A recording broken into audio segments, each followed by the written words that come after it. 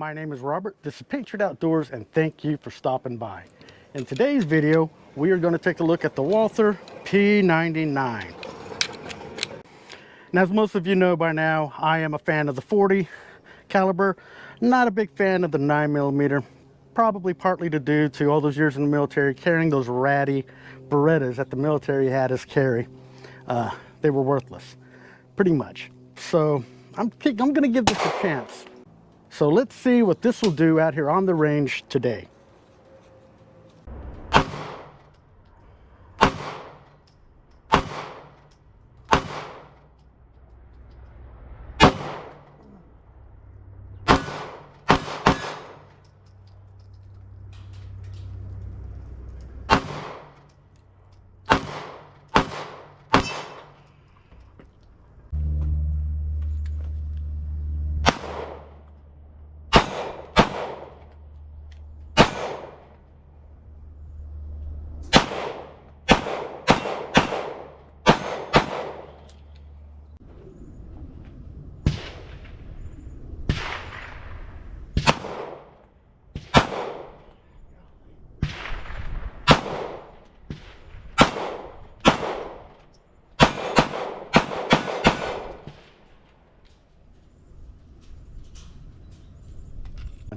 So to be honest with you, the 9mm has pretty much the same recoil as the 40, I feel it does. And this Walther, the trigger reset is insanely large. It's almost all the way out here. Watch, look here, the gun is clear.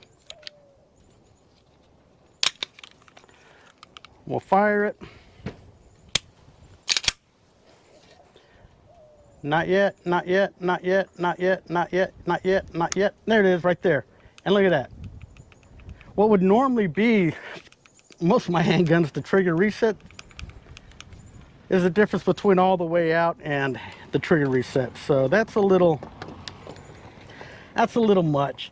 I am taking a look also at Springfield XD in 9mm, just to see if maybe that makes a difference.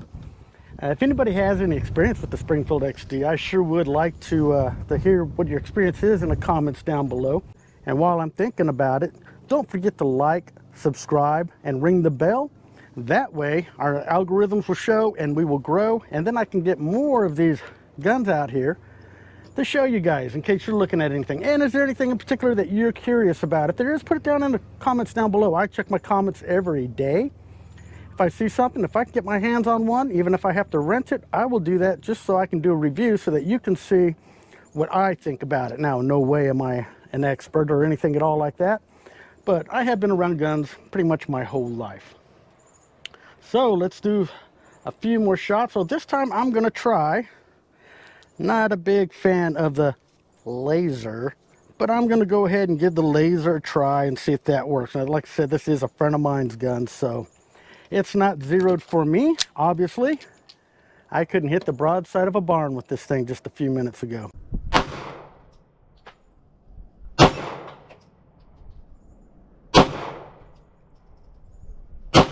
the laser's on.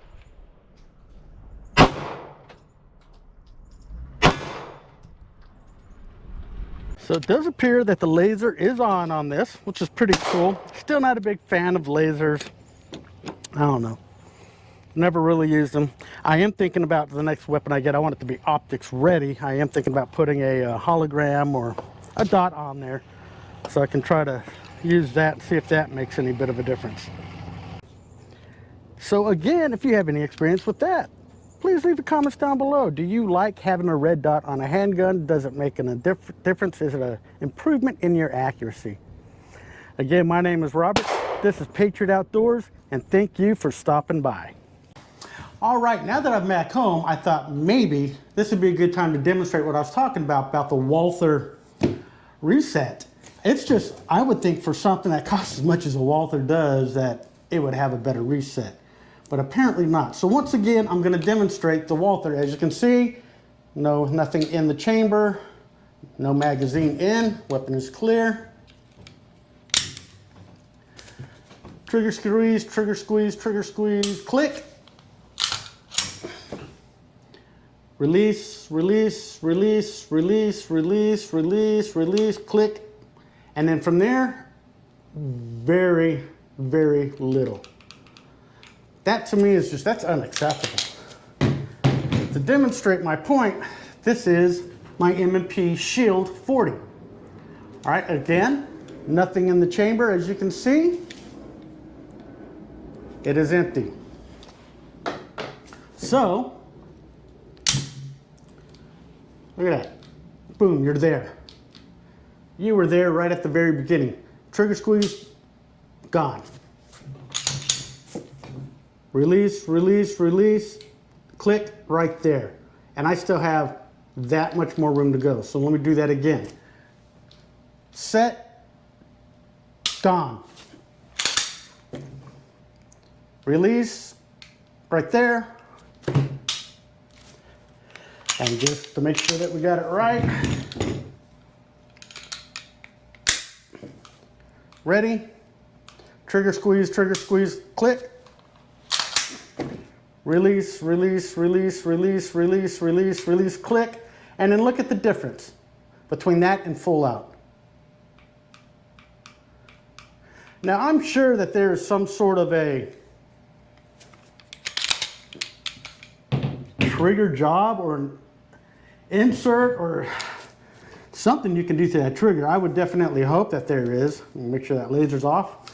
But to me, the ergonomics of the weapon compared to the ergonomics of the M&P far outdoes it. Far outdoes the ergonomics. This texture is very slick, and when my hands were sweaty out there, I had a hard time hanging on to the weapon while I was firing it.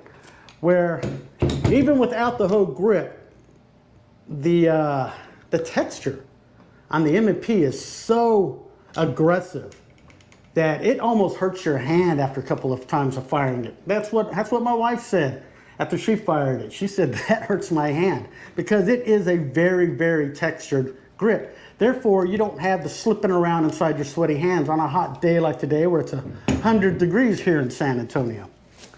So by far, I don't think I'm gonna look at an M&P. I mean, not an M&P, I love my M&P. By far, I think I'm not gonna look at a Walther for a 9mm. Like I said, the Springfield SD, I am willing to give that a try. See what that is about. Yeah, just the ergonomics and the slick grip when your hands are sweaty, and that trigger is enough to turn me off from Walther. Unless there's another Walther out there that's better, if there is, please let us know. But anyway, I just wanted to give you guys that chance to see what I was talking about, the difference between the M&P and the Walther, just in the trigger, the ergonomics. This fills up my hands so much better than that one does. So much better. All right. Thank you for watching.